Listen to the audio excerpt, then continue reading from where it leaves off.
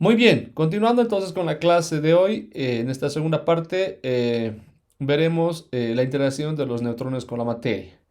Como también parte de la clasificación que habíamos hecho al inicio, ¿no? Los neutrones corresponderían al grupo de las partículas neutras, sin carga, que interactúan con la materia, a diferencia de los fotones. Naturalmente los neutrones tienen masa, ¿no? Bien, entonces, si bien estos neutrones no tienen carga eléctrica, ¿no? Recuerden bien de que habíamos visto de que a estas se les puede asociar un momento dipolo magnético que les permite entonces interactuar electromagnéticamente con el medio, ¿no? Caso justamente específico que habíamos estudiado es cuando estos interactúan con justamente la coexistencia de los protones en la conformación del núcleo, ¿no?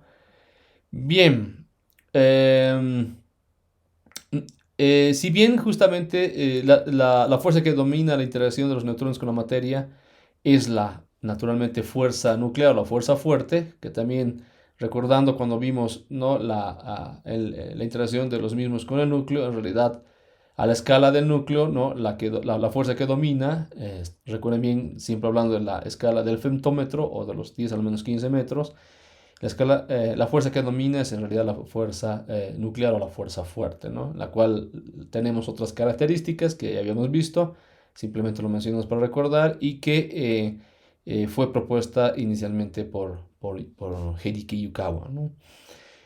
Bueno, entonces, si suponemos que estos neutrones pueden ser liberados del núcleo, ¿no? Por ejemplo, en una reacción nuclear, que más adelante estudiaremos algunas experiencias específicas, y sus usos, por ejemplo. Aquí simplemente les enfocaré uno en particular para poderles explicar un poquito cómo interactúan los neutrones con la materia, que es justamente el enfoque de esta parte.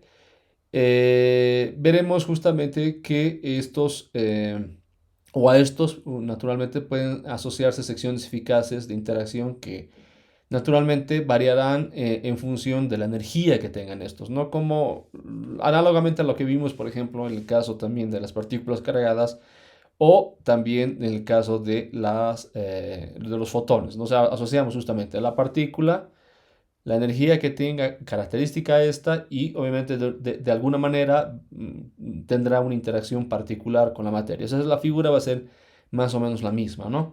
Entonces, en esta lógica, justamente tomaremos en cuenta cuatro rangos, digamos, de energías aquí que ustedes pueden ver en la tablita, ¿no? Para los neutrones y los cuales nos llevarán justamente a una clasificación, incluso en cómo son conocidos estos neutrones, es decir, se los nombra de una forma particular y en un momento más vamos a eso.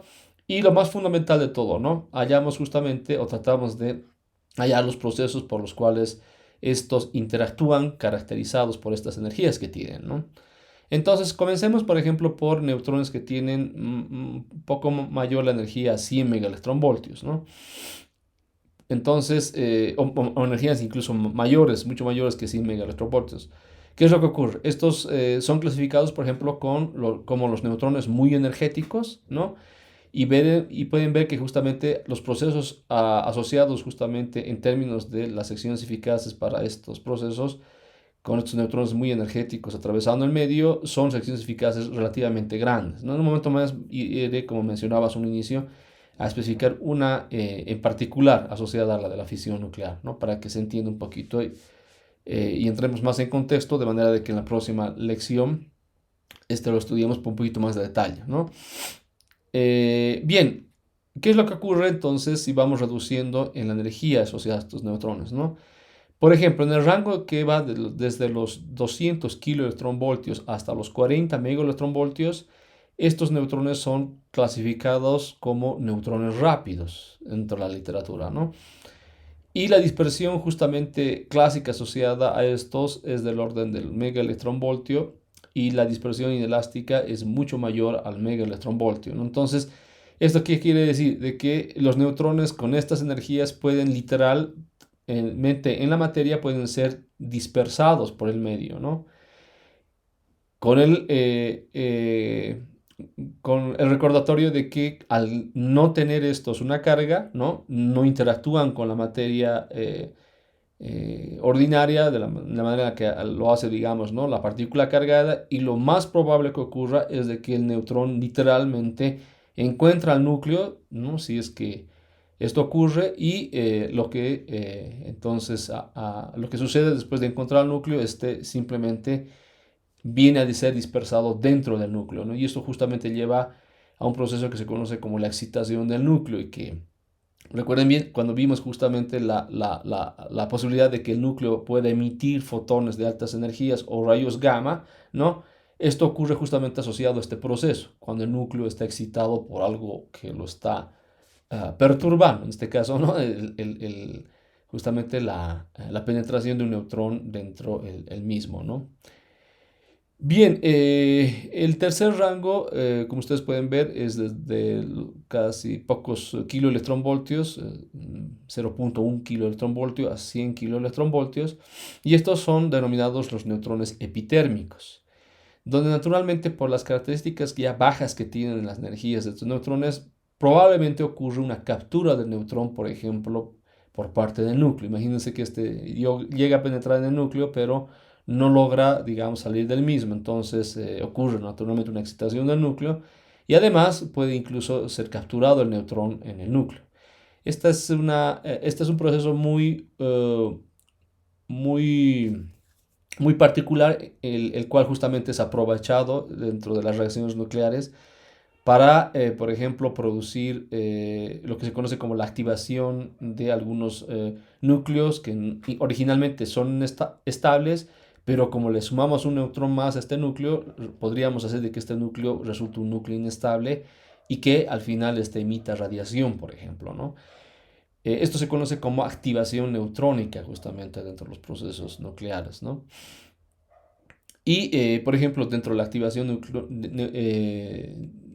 nuclear de algún núcleo que antes era estable, no podríamos, por ejemplo, tener la emisión de partículas alfa, por ejemplo, ¿no? Provocar en otras palabras, de que este núcleo pueda producirse una fragmentación espontánea de y liberar, por ejemplo, una partícula alfa, ¿no? Esto podría ocurrir con este fenómeno asociado a la captura del neutrón. Y observen de que esto sucedería con energías relativamente pequeñas asociadas a los mismos, ¿no? ¿Qué es lo que ocurre con energías aún mucho más pequeñas, ¿no? Del orden, por ejemplo, de los 0.025 kiloelectronvoltios o 25 milielectronvoltios, ¿no? ¿Qué es lo que ocurre? Son clasificados estos como neutrones lentos, y estos finalmente lo más probable que ocurra por las secciones físicas que los caracterizan, vienen a ser absorbidos por el medio, en este caso lo más probable el núcleo, ¿no? Y como habíamos mencionado, al no tener esta carga, o sea, prácticamente atraviesa el átomo hasta encontrar el núcleo, si es que se da la posibilidad, digamos, ¿no? Bien, entonces para un poquito ilustrar de manera más eh, objetiva esta interacción de los neutrones con la materia, pongamos el caso de lo que ocurre cuando uno provoca una fisión nuclear. Esto, repito, lo vamos a ver con más detalle en la próxima lección o en el próximo capítulo, donde vemos justamente el tema de las reacciones nucleares, ¿no? Y naturalmente nos enfocaremos, por ejemplo, en la fisión nuclear como una de ellas para estudiarlas, ¿no?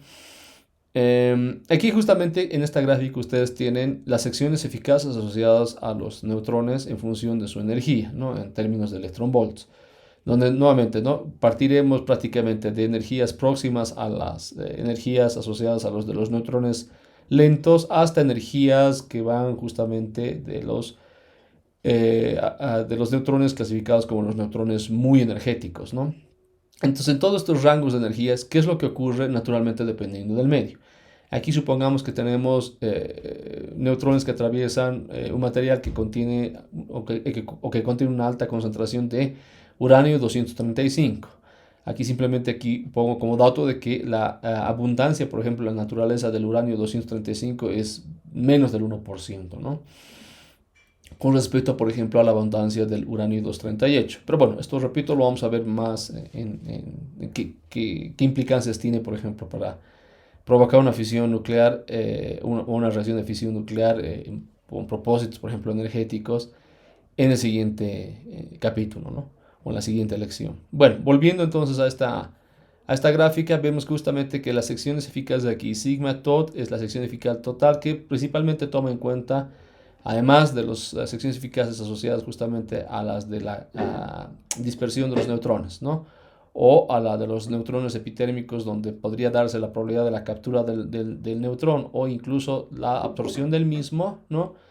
Asociamos justamente una sección eficaz aquí sigma sub f, que es asociada a la sección eficaz de fisión. Eso quiere decir que el neutrón, con la energía que tiene, podría provocar una fisión del núcleo de uranio 235. Entonces, fíjense bien que esto podría ocurrir incluso con con neutrones prácticamente lentos, ¿no?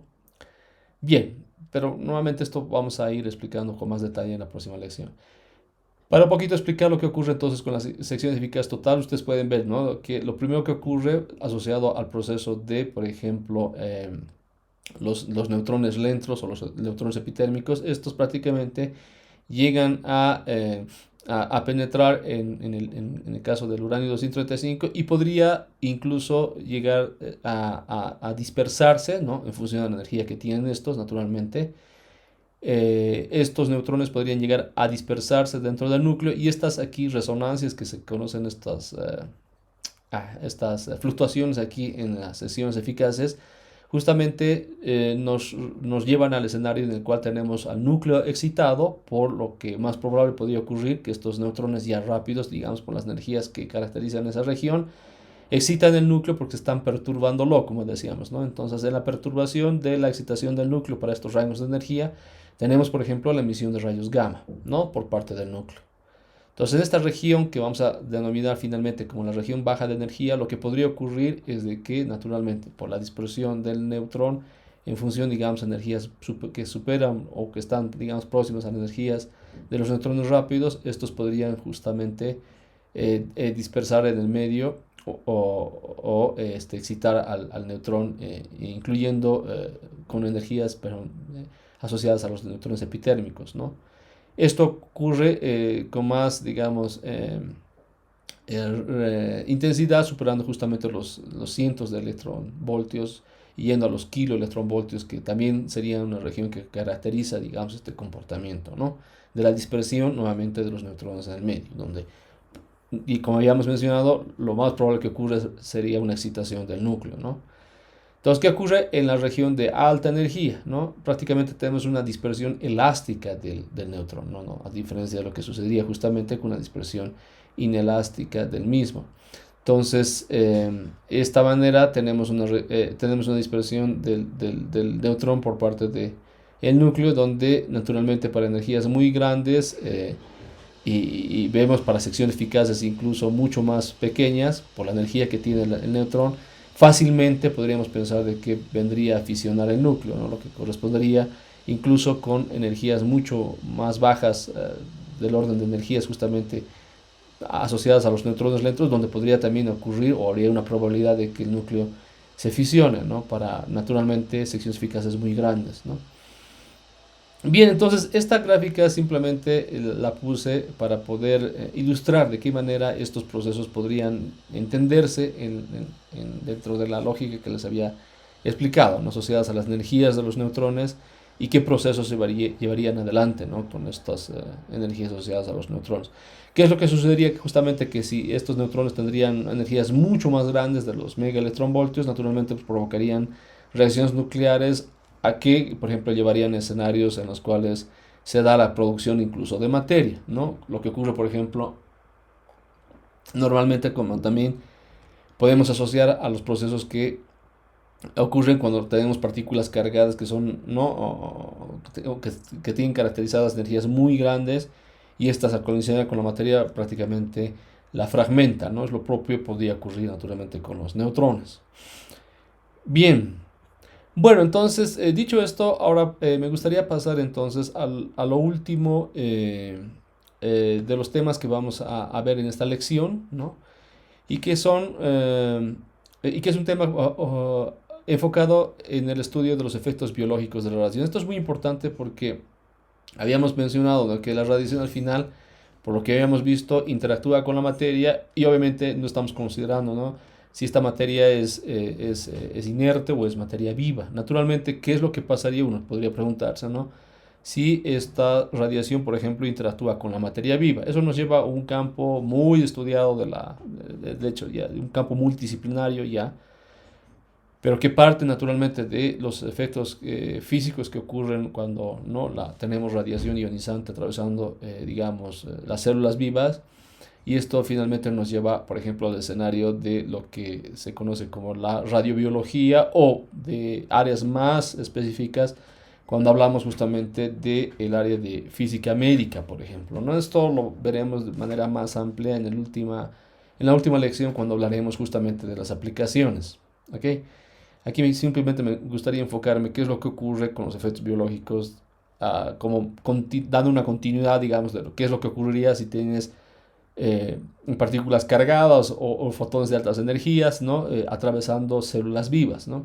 Entonces, para empezar, recordemos de que tenemos que diferenciar la radiación electromagnética, por ejemplo, ¿no? De la que es capaz de ionizar la materia, que sería asociada a esta región, de la que no es capaz de ionizar la materia, que es la radiación electromagnética que está correspondiente, digamos, a esta parte de acá, ¿no? Entonces, tomen en cuenta, por ejemplo, que la radiación ionizante incluso parte, digamos, de una cierta frecuencia de fotones asociadas al espectro de los fotones de ultravioleta o asociados al espectro ultravioleta, ¿no?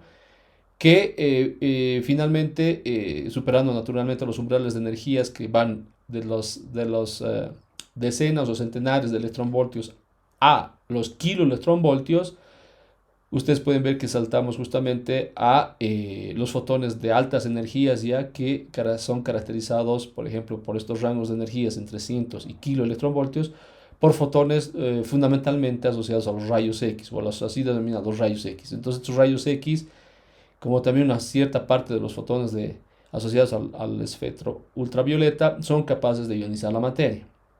Y por supuesto, fotones de mucho más energía, como habíamos también mencionado varias veces, que son asociados justamente a los fotones eh, denominados los rayos gamma, ¿no? O fotones de muy altas energías que van de los cientos de kiloelectronvoltios hasta naturalmente los megaelectronvoltios, incluso más energéticos, ¿no? Bien, entonces vamos a ir justamente viendo qué es lo que ocurre cuando ahora los fotones o las partículas cargadas eh, interactúan con las células vivas, o cómo podríamos, digamos, medir e incluso ver los efectos que estas provocarían al atravesar justamente el tejido vivo, las células vivas, ¿no? Entonces vamos a empezar con unidades que se usan justamente para poder cuantificar estos efectos y que son parte de igual de un área grande que simplemente aquí la vamos a mencionar y para que tengan presente de que esto corresponde, por ejemplo, al área de dosimetría, se denomina así, ¿no? Y esto es naturalmente, o sea, desde que tenemos, por ejemplo, recuerden bien, ¿no? El estudio de la radiación y el descubrimiento de la misma por Roentgen, ¿no? O mejor dicho, por Henry Becquerel y Roentgen, digamos, hablando particularmente de los rayos X. Esta ha sido estudiada a lo largo desde el siglo XIX para adelante, ¿no? Y naturalmente en nuestra era la tenemos, si ustedes quieren, más precisamente cuantificada y a lo largo de todos los datos que se han ido recopilando de los efectos que provocan estas, porque estamos naturalmente viendo los efectos en un sistema un poco más complejo, si ustedes quieren, hoy en día se sabe qué exactamente sucede, digamos, ¿no? Cuando tenemos la exhibición de las células vivas a ciertas dosis de energías que corresponden justamente a las energías de la radiación. Entonces, comencemos justamente con unidades bien básicas, ¿no? La cantidad de radiación absorbida, por ejemplo, se mide en diferentes maneras y una de ellas justamente es una de las unidades más antiguas son justamente los Roentgen, que es una medida de exposición, por ejemplo, a la radiación, inicialmente estudiada justamente por Roentgen, ¿no? La tasa de exposición por unidad de tiempo, que por ejemplo podría estar en función justamente de esta unidad de medida de exposición a la radiación, podría simplemente ser estudiada a través de esta relación que ustedes ven aquí, donde gamma es justamente la constante asociada a la exposición dada por algún material radioactivo o algún elemento radioactivo y que está naturalmente relacionada con las características que ésta tiene, por ejemplo, el tiempo de decaimiento de la fuente radioactiva, ¿no? El medio, a través de la de A, que es la actividad de la fuente, que nuevamente está asociada a las características de la fuente radioactiva, que por ejemplo podría ser medida en términos de Curie, ¿no? Lo que representa un Curie, por ejemplo, representa el número de desintegraciones por segundo y estrictamente es este valor, ¿no? Un Curie es 3.71 por 10 a las 10 desintegraciones por segundo. Una manera de medir justamente la intensidad de los núcleos radioactivos, ¿no? Y obviamente tenemos el otro parámetro que es la distancia de exposición a la cual digamos, o la cual estamos encarando con la fuente radioactiva físicamente localizada en algún espacio físico, ¿no? Entonces, una distancia, una relación del inverso al cuadrado con la distancia es también algo que seguramente ustedes han hecho en los laboratorios avanzados, ¿no? Es algo que se puede ver y se puede medir que tiene justamente este comportamiento, la caída de la emisión de la radiación, si ustedes quieren, ¿no? Bien, aquí justamente podemos ver en esta tabla la tasa de constante exposición de algunos elementos, por ejemplo, en términos de la actividad del mismo, que como mencionamos acá está, digamos, en términos de A, ¿no? Por ejemplo, para el caso del cesio 3037 es un valor bien específico, que es este, para el caso del cobalto 57 es este, para el sodio 22 es este, y así sucesivamente. Podemos asociar para un montón de elementos. Bien, entonces, ¿cuál es el próximo paso? Definir lo que es la dosis absorbida. La dosis absorbida es una cantidad que mide justamente la energía que puede absorber el medio por unidad de masa, ¿no? No olvidemos de que en la emisión justamente de la radiación, digamos, siguiendo la lógica que habíamos visto qué es lo que ocurre cuando la radiación, siendo partículas cargadas o fotones, qué es lo que ocurre cuando pasan o atravesan la materia, estas entregan su energía al medio, ¿no? Entonces, naturalmente, podríamos pensar de que cuando esto asociemos a un medio vivo, lo mismo puede ocurrir, porque el tejido, las células están también compuestas de átomos que están de repente más asociadas a las moléculas que contienen altos átomos de carbono, por ejemplo, ¿no? Entonces, se trata de justamente medir esta energía que puede ser entregada, ¿no? al medio, y esto en términos de lo que se conoce como la dosis absorbida, que nuevamente, repito, mide la energía total absorbida por unidad de masa, ¿no? Y esta medida es un parámetro fundamental, por ejemplo, en la radiación, en la protección radiológica. ¿Qué unidad se ha usado históricamente? Si ustedes hacen una revisión, digamos así, de libros muy antiguos, es el Gray. Perdón, son los radianes y más modernamente, digamos, el Gray. Más adelante veremos que modernamente igual se usa una otra unidad que es el Siever, por ejemplo, ¿no? Entonces, un Gray estrictamente es el depósito de esta energía asociada a esta energía entregada, si ustedes quieren, en términos de un joule por kilogramo. Y un rad, que es justamente la unidad más antigua, está en términos de ergios por gramo, que corresponde literalmente a 0.01 Gray, ¿no? Que asociaríamos justamente a esta energía absorbida por el medio, ¿no? Debido al paso de la radiación, haciendo énfasis que estamos hablando de un medio vivo o células vivas. Entonces, la tasa de dosis absorbida puede ser expresada al final por una multiplicación entre una constante, ¿no? Y justamente la definición de la dosis absorbida que hicimos hace un momento, ¿no? De esta manera llegamos justamente a lo que podríamos definir como la eficacia relativa biológica. Es decir, ¿qué daño biológico podríamos tener en la medida que podríamos cuantificar en términos a lo que estamos definiendo? Es justamente asociado a esta constante, por ejemplo, ¿no? Eh, entonces, por ejemplo, podríamos asociar nuevamente a lo que habíamos visto, ¿no? Que si estamos hablando, por ejemplo, de partículas cargadas que están atravesando el medio, esta está asociada por el principal mecanismo por la cual pierden energía, ¿no? Las partículas, que recuerden bien, las partículas cargadas es la ionización. Entonces, trayendo esto justamente al escenario de que estamos ionizando, por ejemplo, las células vivas por el paso de una partícula cargada o radiación, Entonces este efecto tendríamos que cuantificarlo de manera de que la ionización en un medio vivo tendría que corresponder justamente a esta eficacia relativa biológica por el paso de la partícula cargada depositando su energía a través del principal mecanismo que es justamente la ionización, ¿no? Y en otras palabras, ver el efecto de la densidad de ionización como un efecto biológico, digamos, ¿no? ¿Qué es lo que ocurriría? Entonces, para tomar en cuenta justamente el efecto de cada tipo de radiación, porque esto naturalmente dependerá, ¿no?, de la masa de la partícula, de la carga de la partícula, de la energía de la partícula, será un peso que luego le llamaremos justamente el factor de peso de la radiación, que vamos a asociar justamente de una manera general incluso a partículas cargadas, como también a partículas que no tienen carga, como es el caso, por ejemplo, de los fotones y de los neutrones, ¿no?, que también podríamos pensar de que estos, si bien no tienen carga, igual depositan su energía o entregan su energía al medio, como vimos justamente en la clase de hoy, ¿no?, más antes. Bien, entonces este peso o este factor de peso para poder enfocarnos en la eficacia relativa biológica en términos nuevamente de qué daño podríamos uno o qué daño uno podría esperar por el paso de partículas cargadas o partículas neutras en el medio, la simplificamos por este factor, digamos, o la vemos simplificada en este factor.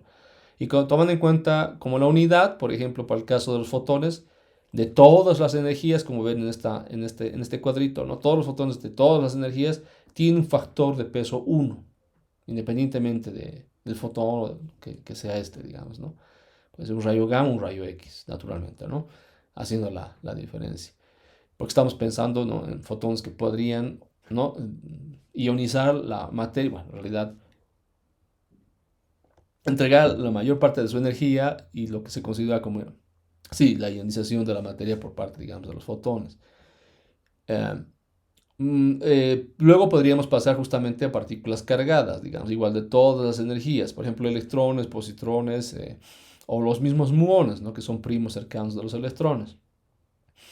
Y estas, por ejemplo, asociar igual el mismo factor, uno es como un rayo gamma, lo mismo podría asociar, digamos, el mismo factor a un electrón con similares características energéticas, ¿no? No tomando en cuenta, por ejemplo, los electrones de Auger que son emitidos, por ejemplo, por los núcleos que están, digamos, o sea, radiación emitida que es asociada, por ejemplo, a los núcleos que forman parte de moléculas o macromoléculas, como el DNA, ¿no? O sea, obviamente estos electrones no tienen la suficiente energía como para poder ionizar la materia. Bueno, excluyendo entonces estos, ¿no?, para poder hacer diferencia aquí entre los electrones que sí pueden producir, por ejemplo, ionización al medio, ¿no? Y tenemos el de los neutrones, ¿no? En los casos que habíamos visto, ¿no? Haciendo el caso de referencia de los neutrones lentos, los neutrones rápidos, o los neutrones muy energéticos, ¿no? Vean ustedes cómo se multiplica, ¿no?, prácticamente por 5 el efecto biológico si hablamos de neutrones relativamente epitérmicos, sería, ¿no? Por el rango de energía, permítanme comprobar. Sí, ¿no? Serían prácticamente neutrones epitérmicos, ¿no?, que podrían, multiplicado por 5 tener un efecto mayor biológico en el paso de este mismo por las células vivas, ¿no?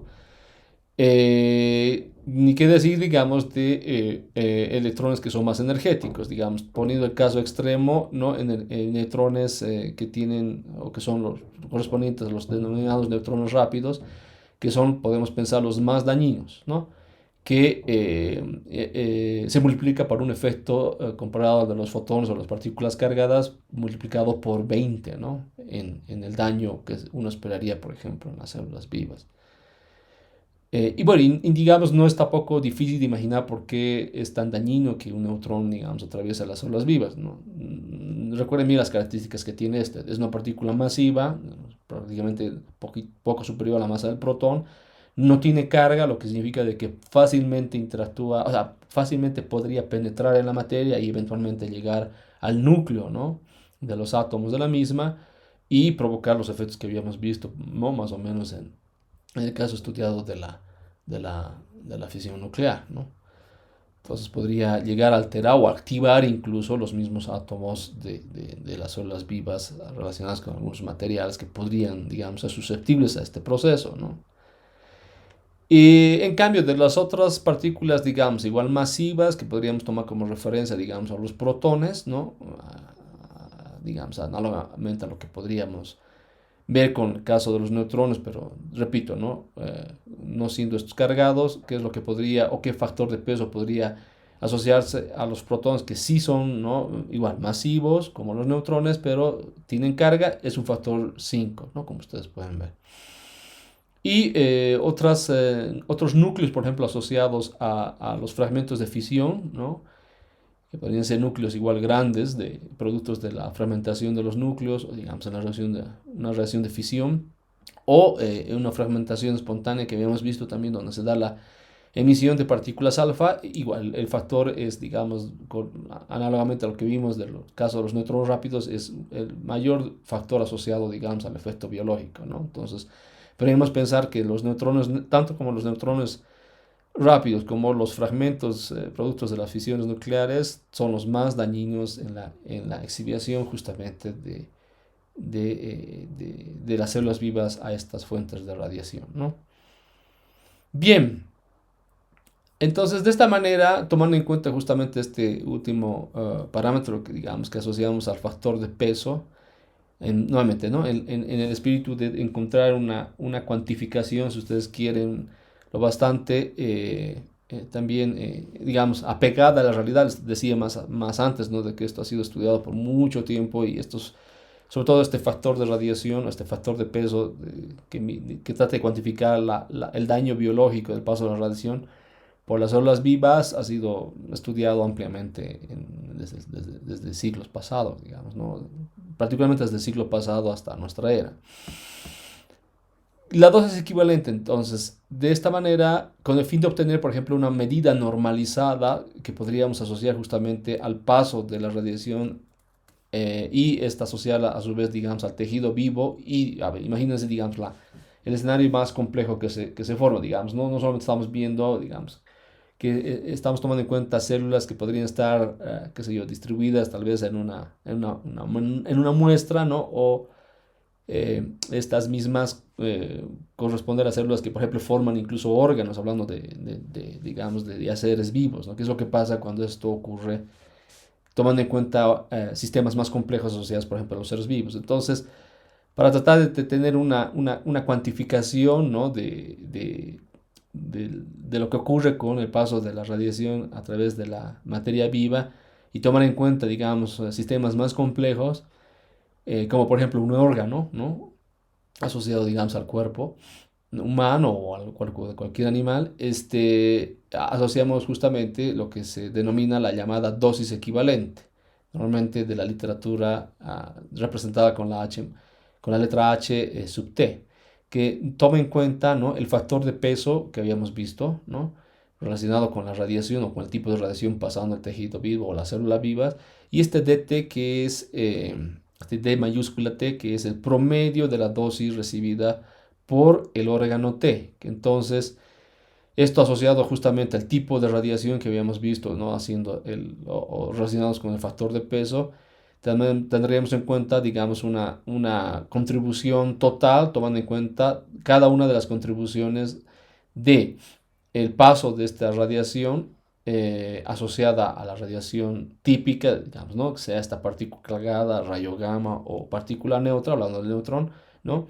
Y qué es lo que ocurre justamente con el paso de esta por un tejido en particular, si ustedes quieren, ¿no? Entonces esta contribución final se conoce como la dosis equivalente finalmente. Y esta justamente se le asocia una nueva unidad modernamente que se la conoce como la unidad asociada a la dosis equivalente, que es el sievert, eh, denotada como S sub B, ¿no? O SB, perdón, que tiene las mismas dimensiones que el Gray, ¿no?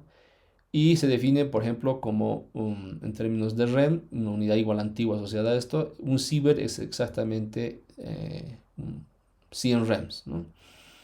Y el REM es una unidad antigua que, como mencionaba, también, así como como que habíamos asociado al Gray, ¿no? Los RAT, son usadas para este propósito y en libros, o sea, o en la literatura antigua ustedes pueden comprobar, ¿no? digamos, esta igualdad que existe con las unidades más modernas, si ustedes quieren, no hablando particularmente del ciber. Entonces, de esta manera llegamos a lo que se conoce como la dosis efectiva. La dosis efectiva D sub E, denotada acá, sería simplemente la contribución que tomamos en cuenta, tomando en cuenta finalmente el tejido característico, digamos, ¿no? Representada justamente por esta H sub T, que vendría a ser la contribución total por el tipo de radiación y el tipo de tejido que está atravesando, ¿no? De manera de cuantificar todos estos efectos finalmente con la dosis efectiva. Y el factor del peso del tejido, que naturalmente vamos a ver en un momento a qué justamente hace referencia. Nuevamente estamos hablando de un sistema complejo y hablando, por ejemplo, de un sistema asociado a un conjunto de células que podría representar algún tejido, digamos, en el cuerpo humano. De esta manera, digamos, ha sido cuantificada estos efectos que producen la radiación en los tejidos, ¿no? Y esto naturalmente, vuelvo a repetirse, ha sido estudiado por las estadísticas y los efectos de radiación a los cuales se han, digamos, estudiado en presencia, digamos, de personas que han sido expuestas a la radiación y a un tipo, digamos, específico de radiación, ¿no? Esto, si ustedes quieren verlo así, también la experiencia de lo que es encarar, digamos, ¿no? La radiación provocada muchas veces por ejemplo, ¿no? Por explosiones de bombas o accidentes nucleares, ha llevado justamente a este tipo de conclusiones y de cuantificaciones de los efectos en un sistema complejo que es el cuerpo, ¿no? Entonces, este factor de peso en el tejido, naturalmente asociaremos, ¿no? A un factor de probabilidad, es un estudio al final estadístico, ¿no?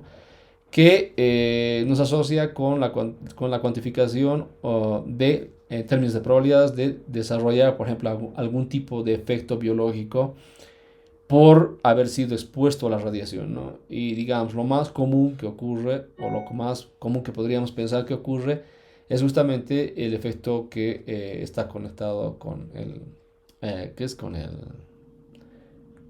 enfermedad de cáncer, ¿no?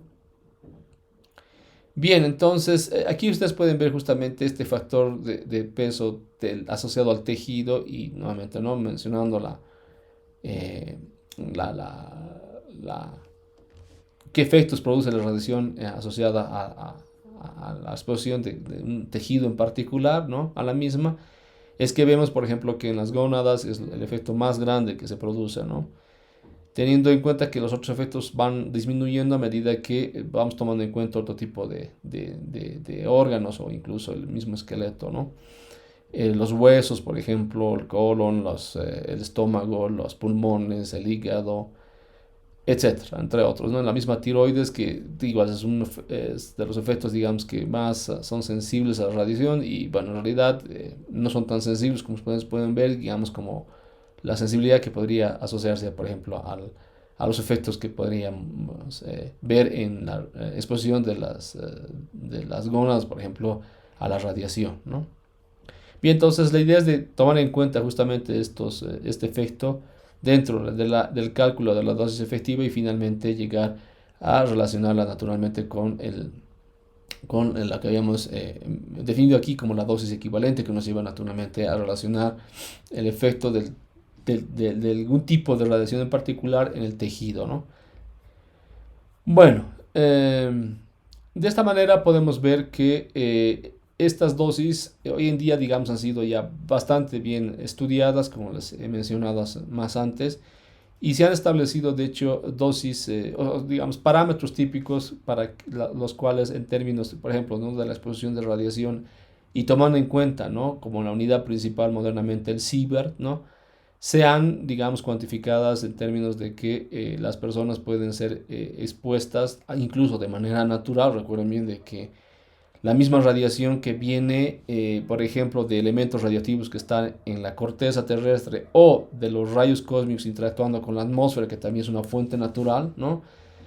El ser humano, podríamos pensar, ¿no? Y los seres vivos en el planeta siempre hemos estado expuestos a la radiación. Obviamente, ahora podemos ver de qué manera hemos estado expuestos y con unas ciertas condiciones, naturalmente, ¿no? Como hay una exposición natural a la radiación, si uno suma, digamos, ¿no? En esta condición natural, condiciones artificiales que, digamos, las pone el hombre, por ejemplo, con la creación de plantas nucleares o la producción de armas, qué sé yo, ¿no? O las mismas máquinas que, por ejemplo, hoy en día, por ejemplo, nos permiten, por ejemplo, tener una visión interna del cuerpo, hablando específicamente, digamos, de los radiógrafos, ¿no? Que históricamente, bueno, ahora se sabe bien que emiten más radiación, digamos, ¿no? O siempre han emitido radiación y esta se tiene que ser naturalmente sumada y cuantificada. Entonces, todo esto ha abierto justamente un montón de información de este nuevo campo que les mencionaba, que es justamente el de la aplicación de la radiación, por ejemplo, en la medicina y en otras áreas, ¿no? Que vamos a ver en la última lección. Pero bien, volvamos, digamos, a la explicación de este cuadrito. Aquí ustedes pueden ver, ¿no? Que, por ejemplo, el promedio de la dosis por persona y por año, ¿no? Que debería de recibir en términos de millisieverts corresponden a estos números que nos muestran en la tabla, ¿no? Por ejemplo, este número, tomando en cuenta las fuentes naturales, ¿no? Para la exposición, digamos, podemos pensar de la población en general, no debería superar este número, ¿no? O debería ser más o menos, mejor dicho, del orden de este número, ¿no? De los 2.4 milisieverts por año. Eso es lo que se espera, ¿no? De los cuales, por ejemplo, se toman en cuenta, ¿no? Por ejemplo, ¿no?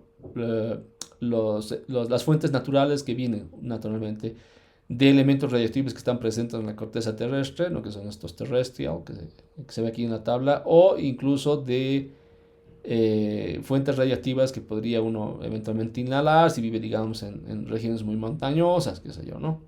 Que es donde se encuentra frecuentemente el radón, que es un elemento radioactivo en forma de gas que uno podría inhalar y finalmente contaminarse, digamos, ¿no? Radioactivamente. O la de los rayos cósmicos que mencionábamos, ¿no? Que aquí hace justamente énfasis que corresponde justamente a esta dosis por año que uno espera. Naturalmente esto dependerá, esto está naturalmente cuantificado más, uno podría pensar, al nivel de la superficie del mar.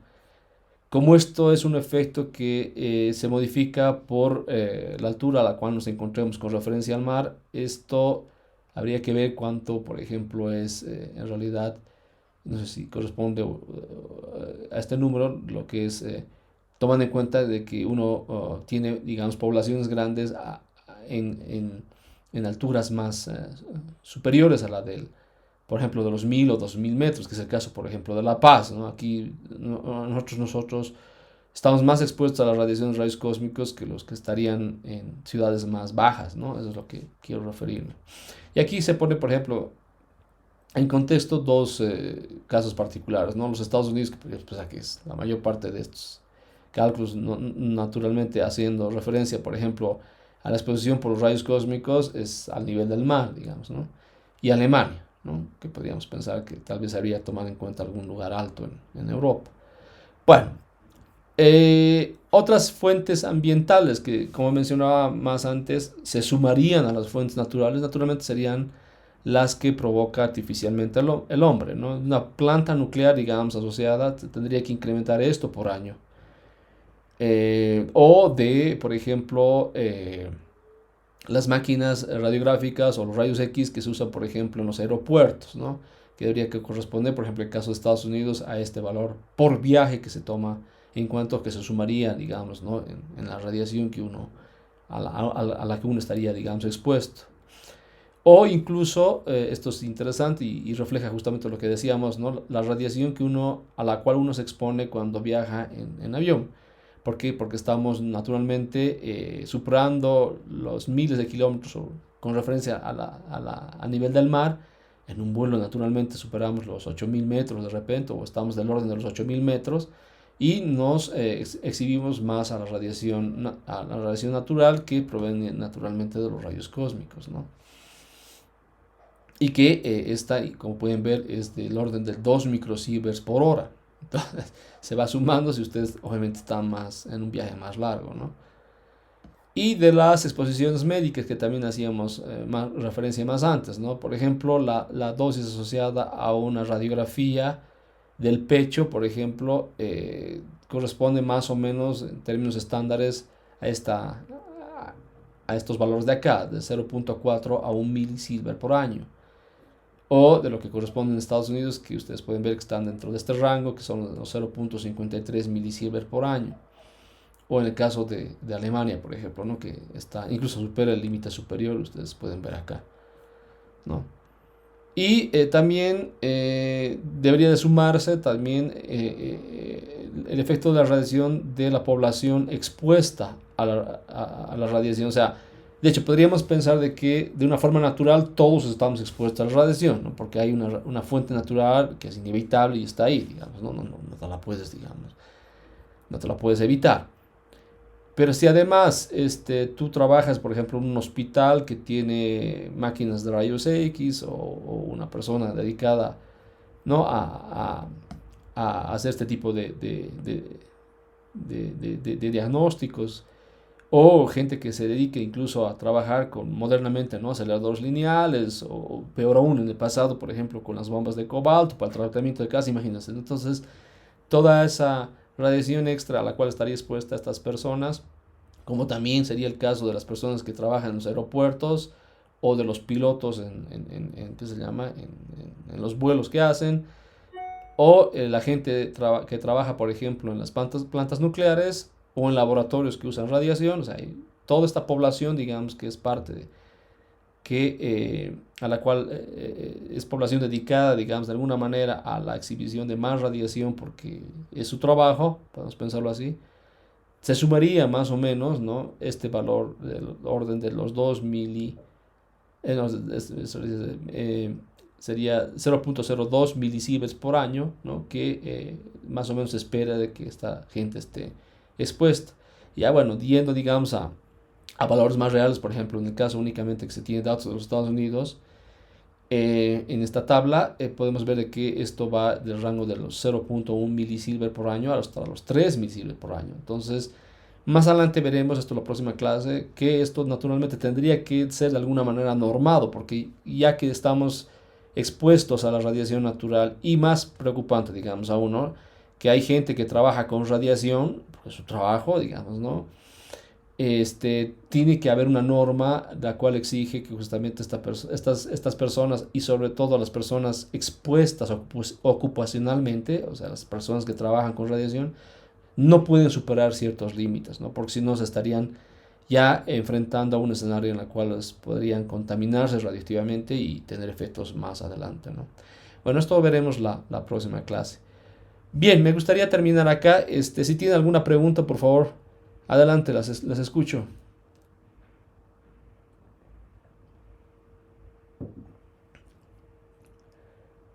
Bueno, entonces, si no hay ninguna pregunta, continuaríamos con la próxima clase. Muchas gracias.